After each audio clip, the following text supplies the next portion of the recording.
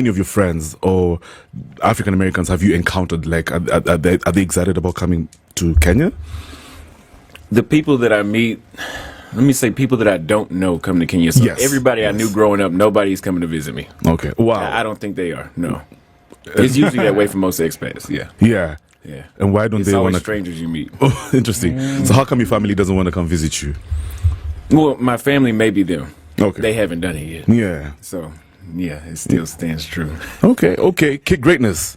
What about you, man? What exactly do you like about Kenya, for example? I think the better question would be what don't I like about Kenya? Oh. Like I don't have like I love everything. I love the people. I love the environment. Like the first day I came to Kenya and I was in CBD and I was wandering around, I was like, this is the place for me. Cause like I used to live in Tanzania, and Tanzania is cool. Like Tanzania is my first African country. I love it. Yeah. It's always my first love. But like I don't want to leave Kenya ever. Ever. So this is your home now. Yes, sir. You're probably going to have a family here. Yes, sir. Wow. That's interesting, man. So you've been here for how long? 8 months. 8 months. And you, Austin? Around the same time, 8 months. Wow. Okay, so what inspired the move behind you coming from the US to here? It's mainly the people. The people are far nicer. They're more family oriented. It's easier to get along with women. And just people in general, you know your neighbors here. As opposed to the States, you could live 15 years next to somebody, you wouldn't know them. Yeah. Yeah. I find that interesting. What about you? Yeah, so like I lived on a continent before. Like I lived in Tanzania for a year. So I was like, I never been around East Africa. I only been to Tanzania. So I was like, let me go to like Kenya, Uganda, Rwanda.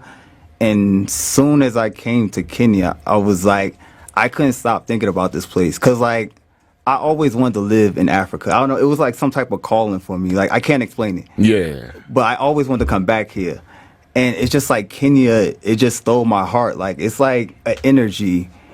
And once you leave, like I've been around the world again. Like I went through Asia, I went through Europe, and Kenya's always in the back of my mind, like calling me home, like come home, Narudi Kaka. Narudi. What would you say are the most biggest cultural differences you guys have experienced, between the US and Kenya when you got here? Like something like, whoa, just stuff that knocks you off balance for some minutes. Everyone speaking to everybody. Or being able to speak to everybody. Like with social, very social. Mm-hmm. Okay. Like that's one of the big things. Like people are very open and people are very helpful. Yeah. Like in the States, like you could damn near be on fire and they won't even take the time to spit on you to put out the fire. Really? Yeah, like I just went back to the States last month and I did an experiment where I was like, how can you have a social life in America? So I just went to New York City because I'm from New Jersey, and I went around for like 8 hours trying to talk to people. And I only got 3 people to stop and actually have a conversation with me. What? Wow. No one has your time. Guys are busy doing their own thing. Yeah, one girl tried to fight me. Why? Why would she just try to fight you? I don't know. I was doing a live stream. I was just saying hello. I said hello to her. She said, I can't say it on air. Yeah. But yeah, she said that to me in the middle of Times Square, and I was like, for a moment, I had this like moment of sorrow, like, damn, can I really, like, this is going to be life? I can't even talk to people. And then I remember, I don't have to be here. I Wow. could just go back to Nairobi. Exactly. So actually bouncing off that statement, so does it mean that you really don't feel at home, like you're at home while in America? No. Absolutely not. I don't fit in there. Yeah. Are you serious? My personality is for a place like this. Yeah. Yeah. What exactly does it make you feel like you fit in America? Is it the racism thing? Is it like I didn't experience racism while I was there. It's just people being unnecessarily rude. Okay. People not wanting to socialize. Like if I go out here in the mall, I can talk to anybody. There, it's like people go out just to hang out with who they came with. Yeah. Yeah. I can speak on it. Like, I experienced racism multiple times in America from, like, as young as high school. Like, one time, me and my friend were standing. We was waiting for, like, it was like a college party. And we were just standing on the corner waiting to go in the party. And the cops rolled up on us and was like, what are y'all doing out here? We're like, we're waiting to go in the party right there. Exactly. There's like, do you have ID? Like, no, we're teenagers. I don't have a driver's like. What ID am I gonna have? Like, why don't you sit down on that curb right Oh my quick? God. let's call your parents and confirm who you are. I'm like, Right. we're going to a party. Have you had an encounter with Kenyan police? No, Oh, interesting. I haven't. You have one? Yeah, for recording at the mall. And what were they like? How did you handle the situation, or how did they handle I the can't say it situation? on. I can't say it. I know where you're going with that Yeah, one. I can't say Yeah. No, but generally, how do you find Kenyan cops compared to American cops? Just generally, like Very lax. Very lax. That can Yeah. be good and bad. yeah, they Yeah. can be good and bad depending on the mood, isn't it? Well, I mean, it could be bad as a safety issue. Yeah. Well, easy. So, What do you think about the party life? Because us guys met at an event, Pop and Chill. Of course, I've also been following your, your socials, and I thought that was a really interesting event. So many Americans in that event as well. No. How do you guys gauge the party lifestyle here? How guys enjoy themselves and nightlife as well? I don't know. What are your thoughts? I think personally, Nairobi has the best nightlife in the world. And I would agree. I agree too. yeah, because I've been like, no shot. Like I love Uganda. Shout out to Uganda, but like, It sucks there. yeah, but but people. Okay. I'll say something about Uganda in a bit. Yeah, Proceed. but people kept telling me like Uganda, well, Kampala to be Pacific, has the best nightlife in East Africa. And then I went there and I'm like, yo, what is this? No. Do you know what they meant? The ladies there are so submissive. JP, you know what I Yeah, mean. compared to Kenyan women, actually. Kenyan women are tough. Anyway, maybe to us guys, but Have you been to America? anyway, continue, kid greatness. Yeah, so I'm looking, I'm like, what is this? There's nothing going on. Like the ratio is horrible. There's 95% men, 5 women. This is in Kampala. This is Kampala. This is like, I thought I was going crazy, but I went to 23. I counted it, 23 clubs, and the best one I found, the ratio was probably like 90% men, 10% women. I'm like, this can't be done, and it was boring. Like, Yeah, it's all women. It's gonna be boring. Yeah. even all men. I mean, all men. Yeah. Yeah. So, let's talk about your first month here for both of you. What were some of the changes that you had to make to be able to adjust here? Coming from I really the didn't have to States? make any changes. Like you said, it wasn't a culture shock really coming here. I felt I could just be myself. Yeah. To this day, I don't think I've changed much of what I usually do. Right. Yeah. Yeah, Yeah. I agree. Because Yeah. like it was just like walk. Like I feel like this is like the easiest transition for African Americans because it's like there's no culture shock. You just walk right in. They know all the I don't have to change my speech patterns. Like I can say like, oh, I'm Gucci. And people will understand that. I say that in Tanzania. They You're might like, say huh? like, "What are you talking about? You need Gucci? Like what? You need a Gucci sneaker?" Yeah, but see, that's the thing. The reason many foreigners like Kenya, and the reason it's very cosmopolitan, for example, is because of there's too many nationals around. Yeah, so we have like a very global vibe to our social setting. Anyone can easily fit in, for example. But when it comes, I want to go back to this conversation for the women. Yeah, there's a brother, there's a guy from America that you interviewed actually. I don't know where you guys were, and then you asked him about how he met his partner, and I think he mentioned how I think he met her at Karura. Yeah. Yeah, something like that. And one thing that stood out for me in that conversation, he said how majority of the women that he met in Kenya are very submissive, right? Like they know how to play the role, like just they're not really argumentative, very calm. You know what I mean? Like you can easily find a wife over here compared to back home. Is that true? Absolutely. Yeah. Back home, it's like dating another man. Come on. Okay, could you I'm not elaborate? exaggerating. What do you mean? It's, I mean, they're going to try to debate you on everything, and I don't want to give this too much time, but they're going to try to debate you on everything. Yeah. They will literally fight you and buck up in your face. Yeah. They do everything that a man would do. Yeah. Well, they talk to, the way how they talk to a man is the way, if I was talking to him that way, I know there'd be a consequence, but they don't think that. Right. And there is no consequence. Yeah. For them, no. Yeah. Yeah, so back to this whole family conversation. So would you actually settle with a Kenyan lady? Is that what you're thinking? Yes, I just had to look for a while. Yeah, okay. So, no problem. I'm not JP? naive. Yeah. You shouldn't be naive. No. Yeah. I want to understand. You guys also have like a network of people who have moved in, who've come from America. Do you guys have like a social setting or place where you guys just hang out, get to exchange notes and find out how easy it may be to live here? Yeah. Or just ideas, fun places to hang out.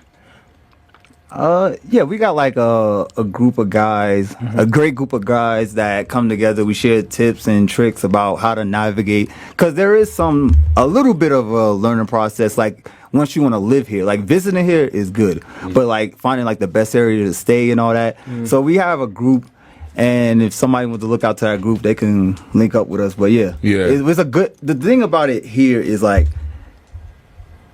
you can kind of find any group you want in Kenya. Like if you're like looking for other African Americans, you're looking for other Indians. Like I feel like Kenya is like a melting pot, and Kenyans are very worldly. Like they're curious about the world. So you can find whatever you want. Like you want to go salsa dancing, you could do that. If you want to go, I don't know, throw axes, you can do that. So I feel like it's kind of like the perfect place for pretty much anybody. Yeah. Wow, that's pretty interesting. Yeah, and so when your friends are coming through, or any other Americans, for example, that are in your circle, where would you tell them the opportunities are so far from your experience for, say, investment purposes? Where do you think are the opportunities for foreigners, especially young guys like you? If you want to do business, that kind of thing. It depends on what investments you're talking about. Yeah. Maybe Well, real estate. Real estate, for investment. example. I mean, I could be open to farming, real I estate. think anywhere in Kilimani, Kilauea, Westlands, that area. But as far as like Thika Road, I would never tell anybody, at least a foreigner, not to go there. Not Yeah. saying it doesn't work there, but it's Yeah. just not ideal. Okay. But what are like your long-term goals? Okay, you guys have already come to Kenya. You're here. You're making Kenya your home. Maybe you guys just dropped in with black cards, so there's like $10 million dollars in your account. So it's all about balling and having a good time in Kenya. Yeah. Apart from that, Stop like trying to make them a target. yes, no. I'm just trying to say like They can wh- take my credit Oh, card. yeah. Yeah, like what are your long-term goals? Like, so you guys are looking, apart from the investment that Kev is talking about, like, are you looking forward to starting businesses? Are you looking for partnerships, maybe startups with people in Kenya? Yeah, I could talk about that. I feel like Kenya has a lot of opportunity, because even though Kenya is very, very developed, there's still so much opportunity out here, especially like real estate is one of the big one. You can Yeah. see a lot of like new condos going up in Kilimani and Kilauea, but also other services like okay, if you look at other places like the Philippines, India, like there's a lot of great talent here in Kenya that's not being utilized. They're just idle because there's not enough jobs. So you can come here and build different type of businesses. Like say you're into like architecture, you want to build an architecture firm. You got graduates that just graduated from different universities that's sitting there idle. It's true. And you can come here and get the contracts from like either Europe or America or some other like China, and put these young Kenyans to work for like, and it's great for them because it gives them jobs. It brings more jobs to Kenya. It improves Kenya's economy, and also you can build a great business here. That's the opportunities I'm looking at. I agree, man. I agree. So you just have to be smart when you're navigating this society of ours as a foreigner. But that's the thing. That's because I have other cousins as well who are from Ghana, Nigeria, and whenever they come through over here, I tell them you have to now start interacting with the locals. You know what I mean? You can't just study about Kenya in a book, and you say you're gonna just invest based on what you read. At some point, you just need to get out there and just start engaging with people. Speaking of which, have you traveled to any other counties other than just Nairobi? I've been to Nakuru and Mombasa. Oh, how do you find Nakuru? It was okay. I think Nairobi is the only city. If you I like ask me. that. I think as a foreigner, I think. Well, let me say the average foreigner. This is where they would want to be. I don't see them. Well, I mean, they're not mainly in Nakuru and Mombasa already. Oh, Mombasa as well. Yeah. You don't find Mainly. Mombasa? Okay, mainly. Mainly, Good yeah, word. they're mainly good word. here. Good word. Yeah. Easy, sasa. So do you see yourself doing content creation in the long term, or are you going to move into something else different now that you've seen opportunities here? Content creation, I think I'd do that forever. Yeah. I don't Okay. think that's going away. Yeah. Okay. Too many people wish they had it.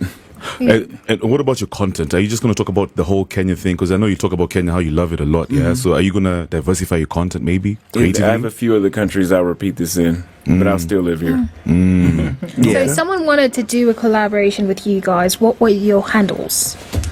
What do you mean? Oh yeah, where to find us? Like, I'm at Kid Greatness on YouTube. Everywhere else is at that Kid Greatness, DAT Kid Greatness. Okay. Austin Holloman. It's AustonHollleman on everything. On every platform. Did you guys experience the Mandamano? When the Kenyans are protesting here, The protest. we've been having some issues. Okay, let's say Kenyans, a majority of Kenyans do not like how the government is running things in the country. And I don't know if this impacts you as people who want to make Kenyan home. Do you align with Kenyan politics as well? Do you just get curious about what's happening and see if it's going to affect you in your personal lives? And did you see the demonstrations that were here in Kenya a couple of months ago when guys went on the streets? I wasn't here, but I heard about it. A couple of my friends sent me stuff like that. As far as like politics, I'm pretty neutral. Like I'm not even like political in America because I stay neutral as far as it comes to politics. Yeah. Same thing, and it's not my place to make too many comments either. Right. Only makes sense. Easy. So we're going to take a short break, guys. And then we come back and talk about the misconceptions about Africa out there. Yeah, so if you're just joining us, we're hanging out with brothers from the United States, but now they're Kenyans by choice.